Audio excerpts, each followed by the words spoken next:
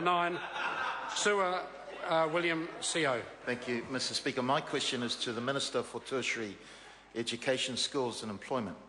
Does he stand by his government's 2011 election promise of 170,000 more jobs, unquote?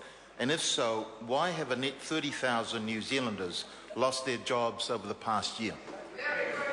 Honourable Stephen Joyce. Mr. Speaker, in answer to the first part of the question, yes, and it's important to point out, of course, that that was no more or no less than the Treasury's forecast for job growth at the time. The latest, which was the Treasury forecast at the time, which I appreciate Mr. Parker disagrees, the latest household labour force survey shows the unemployment rate falling from 7.3% to 6.9%. But it also does indicate a job market which is still tough, which reflects the ongoing impact of tough economic times globally. But it also demonstrates the volatility of the quarterly employment data, which continues to move around. Illustrating this point, you have the quarterly employment survey, which came out 2 days previously, which a member may recall was lauded by his party as a best measure of jobs in the economy, which shows that there's been 54,000 new jobs created over the last 2 years. Sewer William CO. Given the size of his ministerial workload, which includes economic development, tertiary education, skills, science and innovation, Nova Pay, the Mobi merger, resource extraction plans and the Sky City Convention Centre, does he believe that over the past year he has given the employment portfolio the full attention and focus as it requires? Honourable Stephen Joyce. Absolutely, Mr. Speaker. It is one of the most crucial aspects of this government's business growth agenda. And could I refer the member to the Building Skilled and Safe Workplaces program, which we released later last year with some 50-odd initiatives, including comprehensive programs around vocational training and tertiary education and educational standards and achievement. And in fact, since that report's come out, we have, of course, launched the New Zealand Apprenticeship Scheme and the Apprenticeship Reboot, which I know the opposition values so much. Further supplementary, Sewer William CO. Does he take responsibility as Minister of Employment for the 30,000 jobs which have been lost over the past year? And if so, will he step aside as Minister of Employment so this important portfolio can receive the attention and energy it deserves? The Honourable Stephen Joyce. Mr. Speaker, I'm confident that I give this particular portfolio great energy and enthusiasm.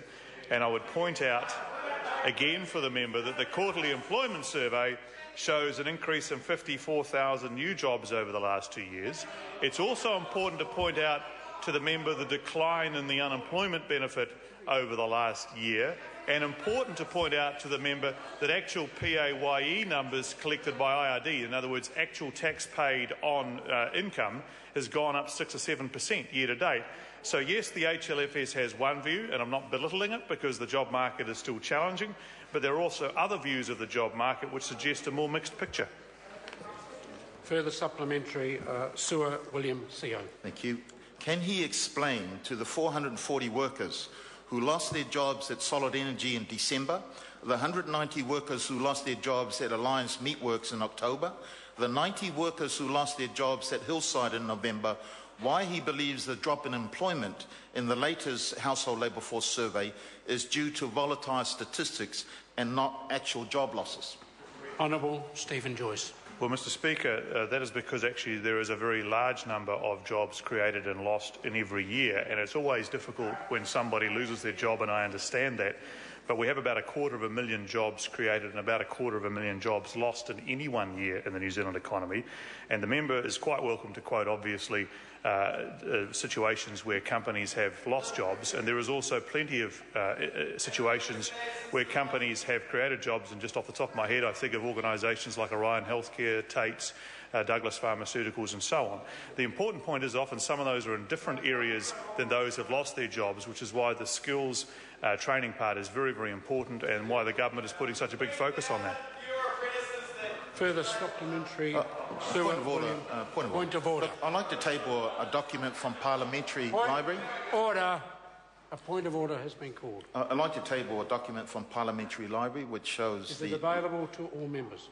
No, I'm not sure, sir, because this was requested of us, so it wouldn't be available to all members. Well, I think the easiest way to resolve that It is... shows the loss of 30,000 jobs, December Okay, 2011 I will put the to December 12. leave sought to table this document prepared by Parliamentary Service for the member. Is there any objection to that being tabled? Any objection? There is objection. Supplementary. Further supplementary, Sewer William CO. Why, if he is doing such a great job as Minister of Employment, are there so few jobs available that 1,000 people queued for just 70 jobs at a Mitre 10 store in Rotorua before Christmas? Honourable Stephen Joyce. Well, Mr Speaker, again, I'm sure the member could pick any number of examples where people are applying for jobs. I can also point to the member some of the indicators that we have in terms of, say, online jobs, which have been up significantly over last year, and so on and so forth.